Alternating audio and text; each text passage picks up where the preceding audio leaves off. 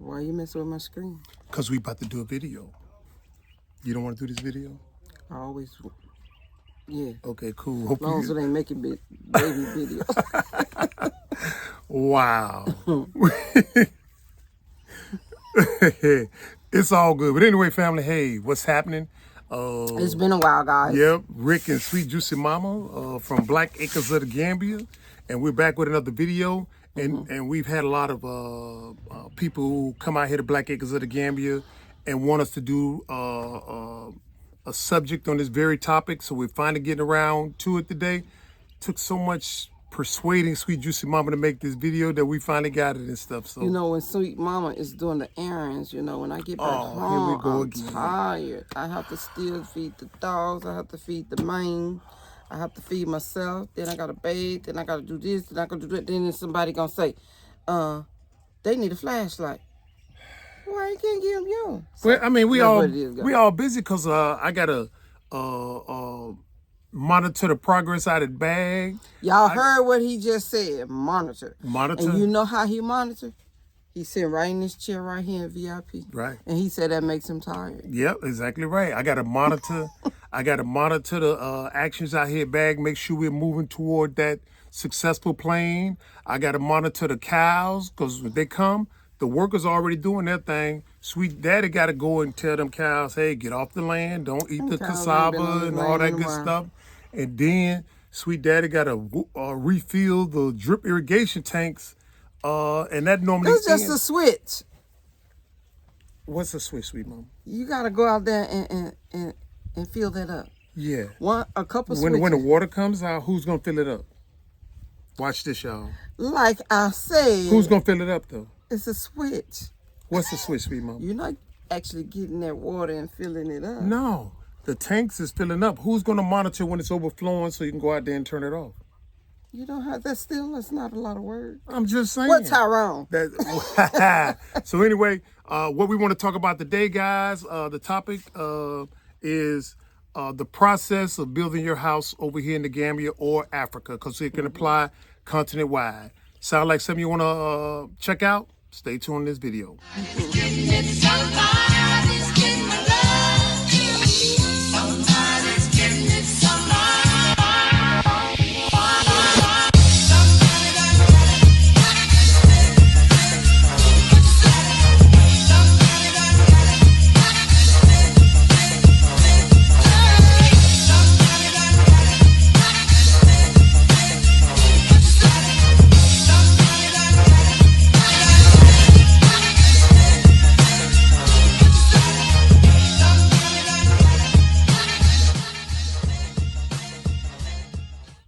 We're back. All right, guys, we're back with our topic today, the process of building your house. Work.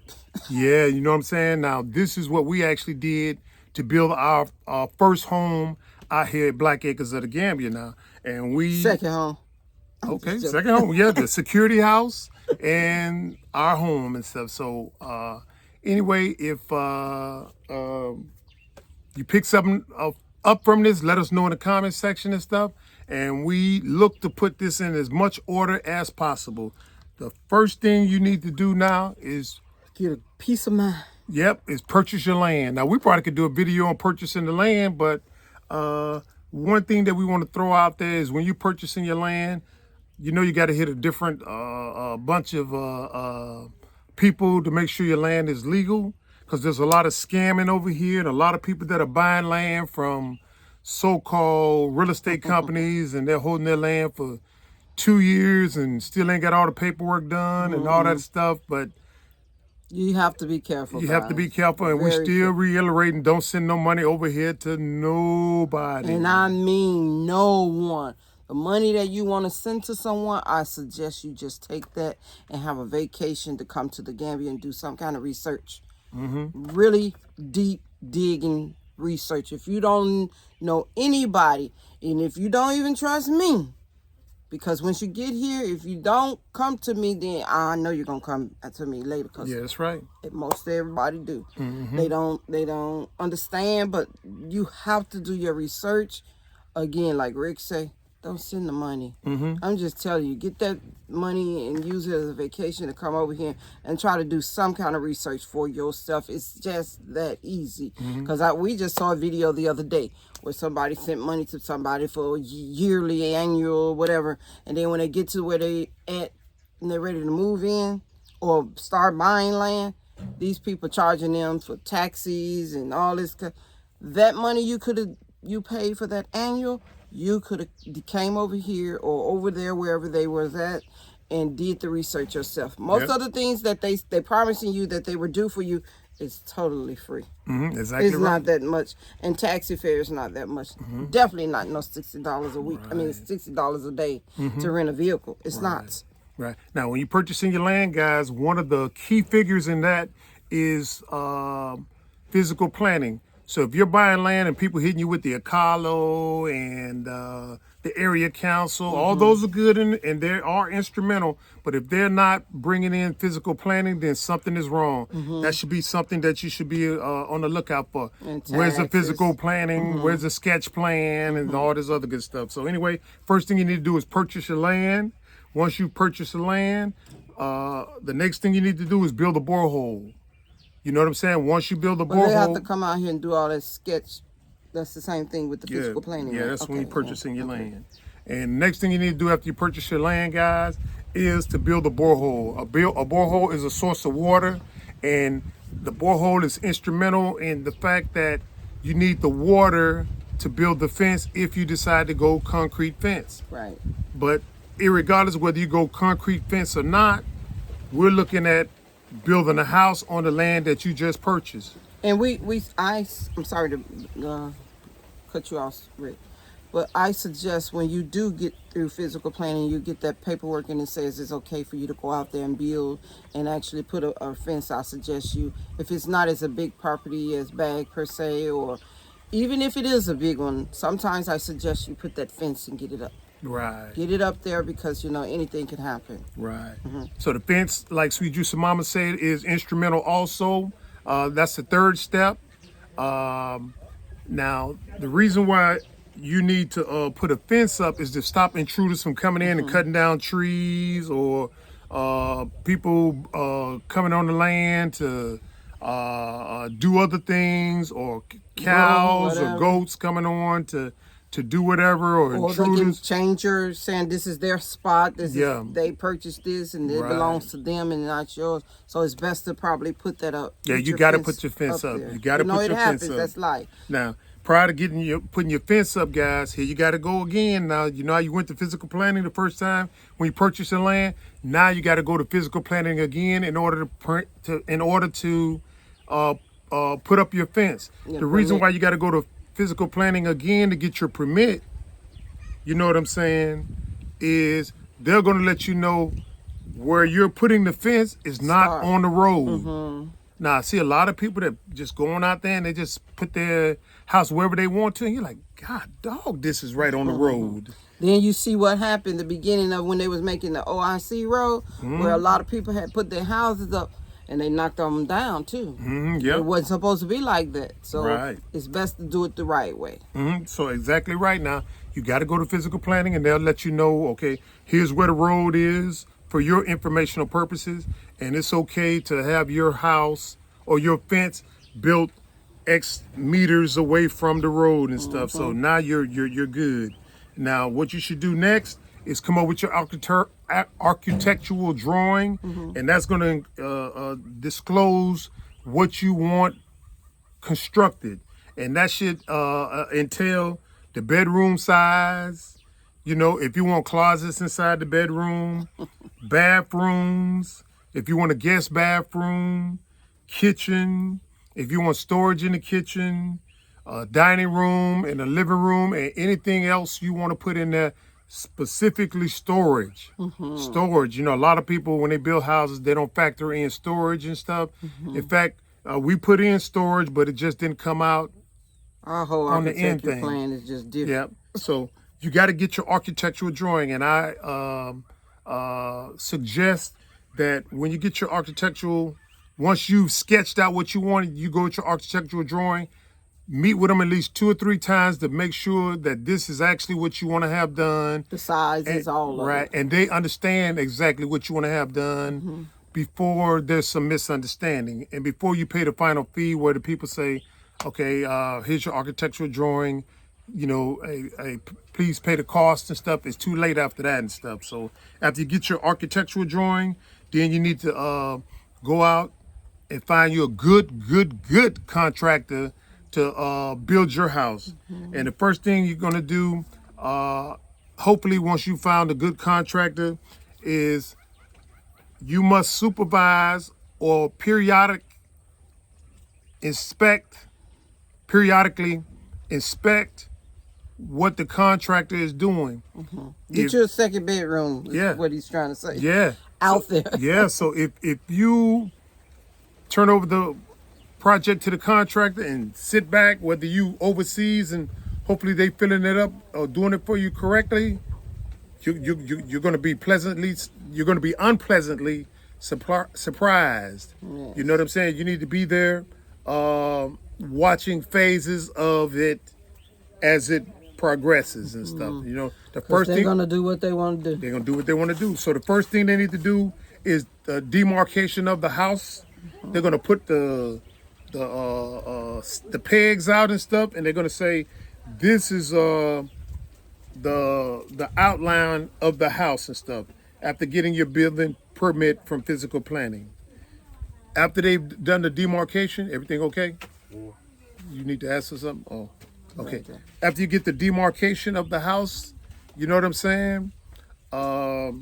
Then the contractor is going to come in and start the foundation of the house. Now, you have already ensured that before you turn the contractor loose, that this is the spot that I want the land The house. where I want the house built.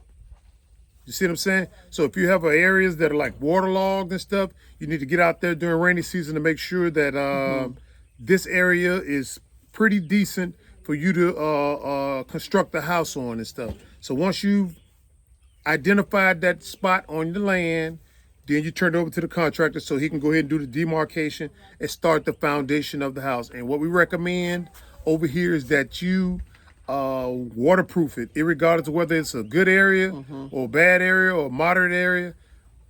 Waterproof the area and stuff. And there's plenty of videos out there that will tell you how to waterproof your area to prevent water coming into the house and mildew. You don't want to deal with mildew and stuff, okay? Again, always inspect from the start to the finish. Yeah, that's right. Come out there. I mean, if you can't be out there every day, just keep checking. Check and see what's going on, how they're positioning the, what you call it, bender iron Yep. around the cutout Right. thing. Just inspect, guys. And caveating to what she just said, inspect, because once you identify something in the foundation, make sure you see the correction. You don't want to come back. And they cover it. As in our case, the guy said, "Oh yeah, we already fixed it." We wanted to see with our own eyes. All you had to do was delay a little bit till we got there to say, "Okay, we see that you corrected," versus you just saying, "Well, they're not here. Let's just go ahead and brush over it and stuff. They can't see it anyway." They did that to us. They did that and to us. It was sad, but you know, they had already poured the cement. When we got there, he could have called us and say, you know, I'm getting ready to do this, or I need you to be here such and such time, whatever. But it didn't happen. Right. So after the foundation is dug, guys, this is when you're going to bring the plumber in for the first time. They're going to figure out where you want to put plumbing fixtures and stuff, and make sure they put them where you want them. Right. You understand? For example, like we wanted a guest toilet in the house. Something that escaped us because, again, we weren't staying out here at the land. So the contractors were coming out here working while we weren't at the land and stuff, and we were missing days of checking them. And so by the time we got to the land, we found out that we didn't have a guest bathroom after all, even though it was in the architectural drawing. Everything that we had is not in that house like that. Yeah, the house doesn't even resemble the architectural drawing. No. But anyway, they're going to put the plumbings in. They're going to run the lines and stuff like that, that's the first time that the plumber's going to come out. Once the plumbers have laid the lines, the next thing they're going to do is do the superstructure, which is basically the sides. And you got to remember to include the angles for the shower stalls. Don't put the shower like we did in the middle of the wall.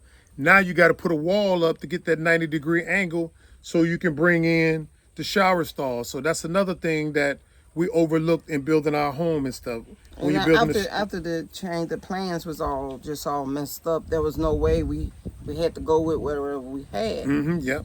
It was messed up. But you can always come in and modify it, because here's the thing that knocks a lot of us out in the diaspora. We're looking for perfection when we come here.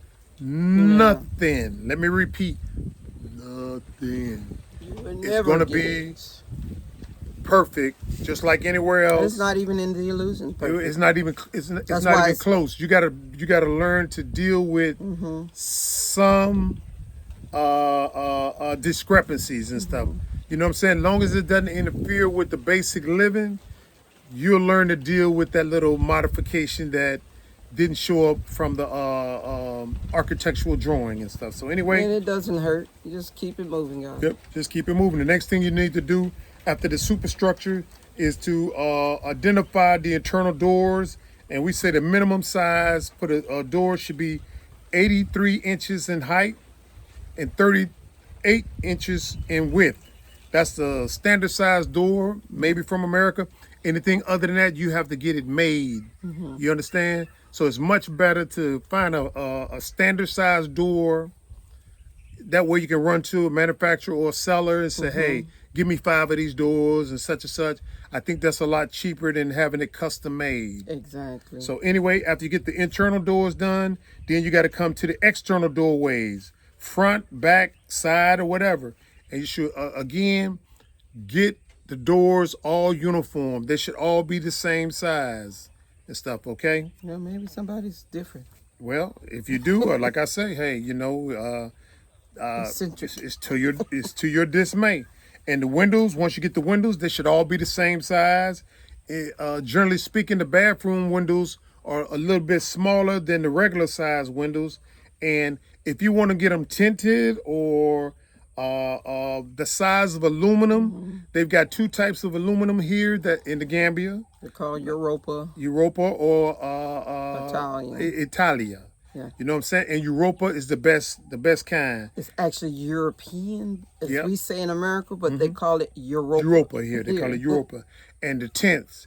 Now, make sure it's the best of your ability. Once you subcontract that out to aluminum windows guy, make sure he turns the windows the right way. The windows are designed for you not to be able to see inside. If they turn it the wrong way, you know what I'm saying? People would be able to see inside the room and stuff. You see what I'm saying? Even though, like ours, you can't really see inside during the daytime. But at nighttime, you, from the people who's outside, can see inside. And I didn't understand that. He said, well, you get curtains. I said, that was the whole reason to get what I wanted. So I didn't have to get curtains right away. But it's okay. You know, you only can see, if you're outside at night, you can see inside. Right. So again, curtains will alleviate that. But again, make sure you stay on top of the contractor and say, hey, listen, guy, you got the contractor to design my aluminum windows and doors if you're getting them made. Make sure you orientate the windows the correct way. Right. You know what I'm saying? So make sure you get your windows and everything uniform size. And make sure they seal, because when they bring the windows in, most of the time, they're ready to get paid and get up out of there. They might say they're going to caulk and everything. You stand there and you make sure they do that before putting those windows in there. Seal all around the windows, because they didn't do ours. I know they was tired of me, but hey, take it out, put it back in. Seal it Exactly. back. And one thing too, I want to piggyback on, when you're doing the windows, make sure that the guys seal it. Because when rain comes, they're going to drip. That rain is going to drip straight down from the windowsill. Huh? What did you say? I said, I just said seal it. Oh, okay. I'm sorry, No, sweet mama. what I also it can be where the rain come in, some kind of way where it comes in and the water goes down. Don't let it sit like that. You know, the 'Cause it'll water drip and inside. it's gonna sit there. Then it's gonna fill up where it's gonna leak all inside the house. Right. And guys, after you get your windows and stuff, you have to decide which mindset you are. Security bars on the outside of the windows or security bars on the inside of the windows. I personally prefer security bars on the outside of the window. I think inside would remind me too much of jail, being locked up and stuff like I that. want You know. both. Well, okay. Well, But anyway, we only got the outside. I yeah, we think. only got the outside. But So we got some other security for the inside. yeah, there you go. So That's all I'm gonna say. so anyway, you got to figure out how you're going to put your security bars for your windows. Now, this is the second time that you bring in a plumber, and he's going to decide this time where to put the hot water heaters, where to put the taps, the water taps. The first time he was in, all he did was just run the lines, the waste lines and stuff like that. And when he put the taps in, ensure that there are no leaks. You know what I'm saying? And I think you should also, if you can, let him know that your option is to have metal fittings Yes. over the plastic Not fittings, because that. the plastic fittings, We're bust. they'll bust and they'll slide down because nothing is gripping. You know what I'm saying? Everything is plastic over here, and you're going to have some problems with cabinets and stuff because them pipes going to leak. Gonna wake You know up what and I'm water saying? all over the floor. Water all over the floor and stuff. And you know what I'm saying? And also, you need to have the lines. Don't let them give you the plastic lines. Get the metal lines, because you'll see later on when we get to the point where we put in the booster pump, if you got It the pops plastic off. lines, it's going to pop off those, it's going to pop off. And you're going to be like, where all this water coming from? Then you run in the bathroom or the kitchen, you're going to see that those plastic ones, and they're so cheap, guys. They're so cheap. You're going to see they just all bust in the same They spot. probably cost about $2 Yep. in America. Here it's about $150 per plastic thing or whatever. Yep. They're very cheap. Yep. Very cheap. But bottom line, though, I guys. think we changed it about 5-10 times. Oh yeah, definitely. And even had some spare online. I mean, On hand. on hand and stuff. And so, anyway, guys, the bottom line is make sure you get some quality fittings and stuff, and they put your washing machine where you designated it's supposed to be and stuff, not where they want to put it and stuff. You know what I'm And saying? the outlets. And the outlets. There you go. Oh my goodness. A big kitchen was, we have a lot of outlets, but it wasn't in the right spots place. that we wanted them. them. You know what I'm saying? So again, That's the electrician. yep. And again, with our contractors, we went through 3. Just like, I guess it's the standard over here, because we talk to other people that go through the same thing. You got the start contractor, the middle contractor, and the finish contractor and stuff. You know what I'm Everybody saying? who had something built over here told us this. Yep. And we see it done overseas. I mean, other places on the continent also and stuff. Even in the Illusion, we heard people say We had to when get they rid had, of this one. Yep, we had to get rid of them. You know, they came in and wanted to do something different and stuff. So anyway, Just don't give up. next step, guys, after you get your plumbing fixtures in the next time, now you want to start looking at putting in the roof and stuff, right? And you know you got to do this around non-rainy season and stuff. You know what I'm saying? That was the expensive thing that I think we did so Yep. far in Red building timber. the house. Yeah, red timber's expensive over here. Yes. Yep.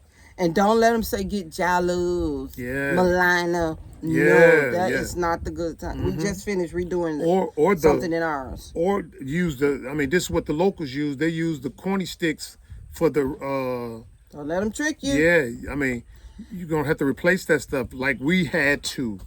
You see what I'm saying? If it's expensive, you have to do it right there. It'll last for a long time. Yeah. Maybe good 10, 15 years. I Yeah. don't know, but don't let them use that Jalo or the Malina. They're going to tell you that's the next best thing if timber is not available. Wait on the timber. Yep, The red timber. timber. Yeah, you need the red timber, guys. And so you have to decide too, once you get the red timber on your roofing, you have to decide which type of roof you want. Do you want the corrugate that's in the angle, or do you want the flat roof where it's concreted and stuff? And Sweet Mama, which one do we prefer?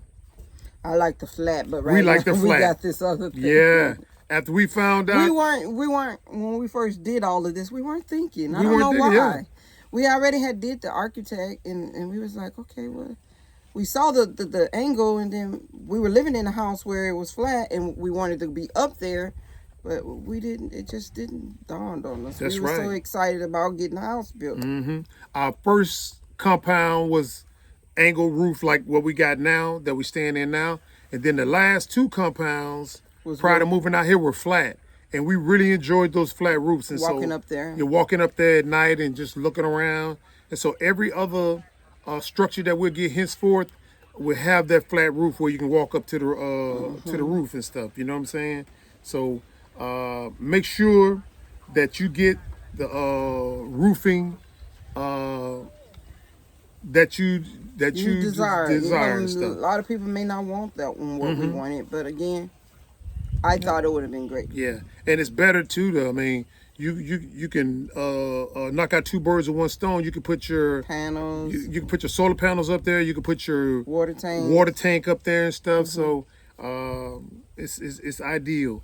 After the roofing, guys, then you're gonna bring somebody in to do the ceiling, and you want Make sure he ain't a friend of yours. Yeah, you want a basic design. You don't want all this fancy stuff because if something goes wrong, that is costly and stuff. So you want a basic design when it comes to doing your ceiling. And here's something that you should watch out. It should be kind of common sense, but sometimes common sense ain't too common. When you got a contractor that's consistently coming in by himself, doing all the work by himself, that's a red flag. Get him out of there And quick. you should stop him. You should stop him and say, where's your assistance at? You know what I'm saying? If he says, oh, you know, this and that, stop him because chances are he's doing it by himself. He's going to cut corners and you're not going to like the end result and stuff. So, again, if you don't pick up anything else from this video, you know, remember physical planning and stop contractors when you see them consistently coming in there performing the work by themselves. Well, they're gonna show up with about 15 people, maybe for the first time. I'm exaggerating, but then let's say a week and a half, they're gonna start to be like 4, then 3, then 2, then they're coming. Don't worry, they're coming. Right. It's not gonna work. Yep. And before I proceed to the end of the list now, guys, when you're working with these contractors, you should look to buy your own material. And you should look to give them as less as possible to start. Just enough to get started to get them to the next phase. Because once you start putting out all that money up front, a lot of times they haven't seen that much money in their life. And then they're going to take that money and build a third or fourth wife, a new flat, or work on the fence, or you know, put their kids through school fees and stuff like that. And then you're going to be like, you know, you're asking for more money and I just gave you this initial payment. And remember, workers that was with him are starting to fade away. Yeah. Then he's gonna have to go and get more, and he didn't have that money to pay them because he didn't spent it up, spend the money, misused it. You're gonna have to be very careful on stuff like that. Yeah, and I don't care how smooth they try to talk to you guys and say, look at my phone. I got pictures of previous jobs. You don't know that's them. They could have been a subcontractor to the main contractor. You know what I'm saying? You don't know if that's their friend just giving them permission to say, yeah, okay, yeah, they built my house and stuff. So be careful now. So after this ceiling, guys, now you want to come back to the electrical. And if you're staying off grid, you want to make sure you put a good spot for the solar panels, whether it be up on the roof or on the ground and stuff. So whichever way you decide to do them, you know what I'm saying? Make sure that they're secure. Exactly. And make sure that you can easily rinse them off. Like Sweet Juice Mama's always saying, we need to rinse off the solar panels. We need to rinse off the solar panels. You need to be able to rinse them off fairly easily and stuff. And you also need to factor in where you want to put a backup generator if you need it. Right. Now, if you're on the grid, you know, over here in the Gambia and elsewhere on the continent, there's a lot of power outages. So you need to factor in when you're building your house, where you're going to put the solar panels as a backup, and or where you're going to put the generator as a backup and stuff, okay? And you need to also figure out where you want to put the installation of lights, because they haven't been in and did the final work. So they're going to chip through the concrete and run lines for your electrical. So make sure you tell them, look, this is where I want light switches at. This is where I want the fan switches at, and whatever else you want. And let me back up too now.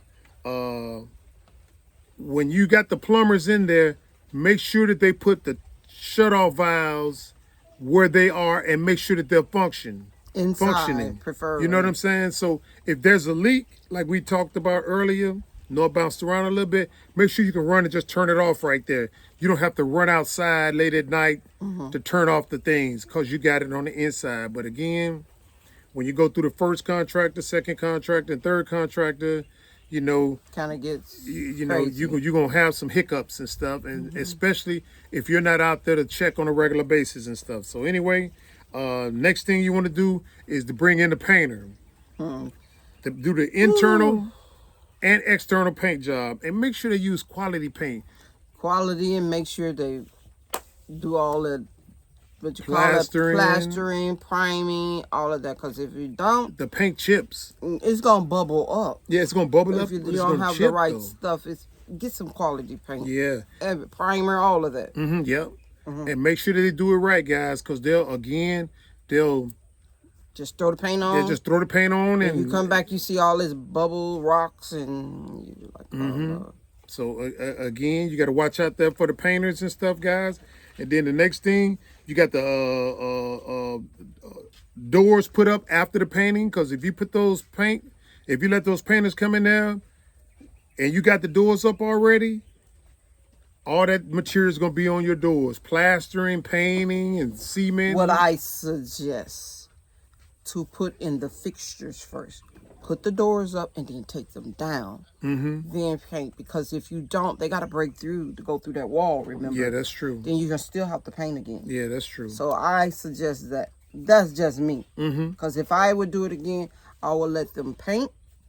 I mean, put the fixtures in and all you have to do is just put them back on and lock it in. But yeah, that's a good idea. Because if you don't, when it's time to put the doors on after painting, they're gonna bust in the wall. Then you're gonna have to plaster it again and then paint it. Yeah, that's right. Good idea. Good point, yeah. Sam. Good point. And tiling, guys. Next thing you want to do now for the floors is you want to put the tile in and stuff like that, and buy a little extra. You know what I'm saying? Because they are gonna crack it.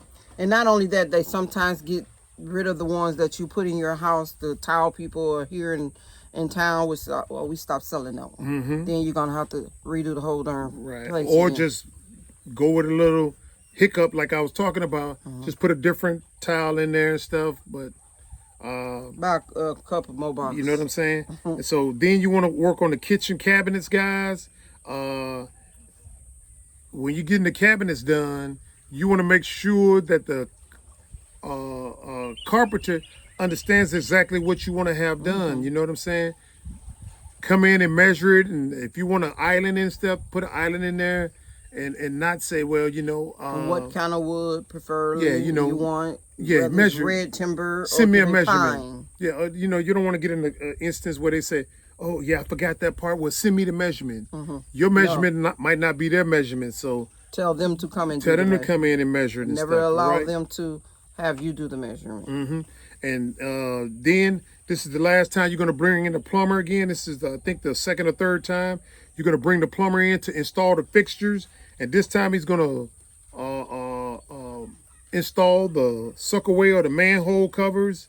And make sure that they orientate the pipes underground. These guys want to get away with as least as possible, where if you're walking through the manhole covers, you're standing right on top of the pipes. And if you're standing right on top of the pipes, it's easy to bust those pipes. Right. And if it's easy to bust those pipes, then you're going to have waste coming out of the pipes and stuff, and you're going to have leaks and stuff. So you want to make sure you stay on top of those plumbers to make sure that that pipe is down a good distance, where if it rains, the pipes weren't exposed because the guys that built the house, they put those pipes where you could barely see them. And when the rain came, all the pipes was exposed and stuff. Step You know right what I'm out saying? there and you Step right on top of the them. pipes and stuff. And so when the grass is cut after rainy season, because He was an apprentice. you know what I'm saying? And so again, he was the second guy. You know what I'm saying? And so again, when you're working with the plumber the second time, you got to be mindful of water pressure. Now, if you put the Tank. the tanks on the roof, you're gonna get a certain amount of pressure from it, but you got to get it from the borehole to the tanks. So then you have to factor in a booster pump. Yeah. And a lot of times to come out the showers. and we didn't factor that in. You know what I'm saying? I mean, we had water coming in, but it was just barely trickling in and stuff. It was enough to get a shower, but you weren't going to be happy after the shower. You know what I'm saying? So we had to factor in, okay, we needed some more solar panels. We had to build a place for the booster pump. And once you get the booster pump in, you're good, provided that you got the good fittings that won't bust off from the booster pump. You see what I'm saying? So that was a headache. Yep. And so after you got that done, after you got that done, guys, it's time to move in, or rent it out for someone else and stuff. You know what I'm saying? So for your boys. Hopefully, this video has helped you or gave you some kind of insight into when you come over to the Gambia or the African continent, monitoring the progress of your house that you're getting built. You see what I'm saying? And you got to be there to monitor, guys. Yes. You see what I'm saying? If you can't personally be there, get someone that you know that come from you. Yeah. Where you come from, have them there. Right. And again, remember, don't send no money to nobody. That's right, guys. Don't send no money for no extra yearly, whatever to be in program. You don't need that here in the Gambia. That's right. Come here and look for yourself. Keep your money to yourself when it's time to give it out to whoever you have the work, who's doing the work for you. Then you can give them money. But I'm telling you, all that sending money, Yeah, and I know it's hard for the diaspora that's contemplating moving away from the illusion and looking at a more peaceful life as we get older. You know, we want a more peaceful life, not a more stressful life. And you can have that. Yeah, you can have it. You could even have something where you want to just move straight in. That's here too. Yeah, that's here too. But still, you're gonna have to come and do your research. Yeah, you got to do your research. Everybody ain't up and up on putting you in that good place where it's running water and it's secured and all that. You still have to do your research. Right. It's not like, you know, the convenience in America. And sometimes in America ain't that way too, because I had aunts who was taking over there with giving their money to who they thought was the landlord or the rental department. That was taken from my aunts. I remember those things, but I'm just saying, understand it happens in the state, and it's like just as worse, triple times worse here. I'm sorry, because it's not set up the way you thought it would. Standards, no standards. Just anybody can say, I can build your house, and you might be drifting that way because you say, oh, this person is cheaper. You're not going to get quality work that way. You know what I'm saying? And we aren't saying this to keep you away or scare you. We're saying this to keep your money with you. Exactly, because, we had some guests that came in, and they was like contemplating, how we going to get this house built. And so we told them, hey, we've been thinking about making this video for the longest, and we're going to finally make it. And hopefully you can gain some insights and take some notes from this video, what Bag did wrong, what Bag did right. You know, how Bag turned it right from a wrong and stuff. You got to be able to monitor the progress and navigate through getting your house built and stuff. Okay? And everything ain't always going to be smooth. But just don't let it get you down. You can change it around. Exactly right. You can change it around. All right. All right, sweet mom, you got anything else? I think we said it all. Just say where your boys at. They're gone. I didn't even pay attention, sweet mom. You know, when the camera goes on, you know how that is and stuff. So anyway. Sorry. Yep, we out here in VIP. But anyway, guys, if you like the video, give us a thumbs up. Share the video with a friend. Subscribe. Hit the bell notification. Make sure you still subscribe, because we still having people tell us, hey, we're being unsubscribed. We don't know about the notification. And hopefully, soon we'll be going back live again, guys. I know I broke a promise to you. I said once we get to the land, we will be going live. But right now, we don't. This month, it's a year at the land. And we're going to do a video of what we done been through our first year out here living off grid and stuff. And So we want to thank all our supporters, subscribers, whatever you have done to, get it, help get bags to where we are. Right, We want to thank you for all the love. Thanks for all the ones, the visitors who's bringing the seeds, sending seeds, whatever you do for us. We want to thank you. We really appreciate it. yeah, we want to thank the donators and the people that don't skip the ads in the videos and stuff. That's a source of revenue for us as we grow our YouTube channel. We did hit the 60,000 mark, and we would like your assistance in helping us to hit the 100,000 mark, the 100,000 subscriber mark by the end of this year and stuff, okay? So anyway, guys, you know how we end our videos with love, peace, soul. Buy my bag, family. We love you guys. See you next video. Getting it so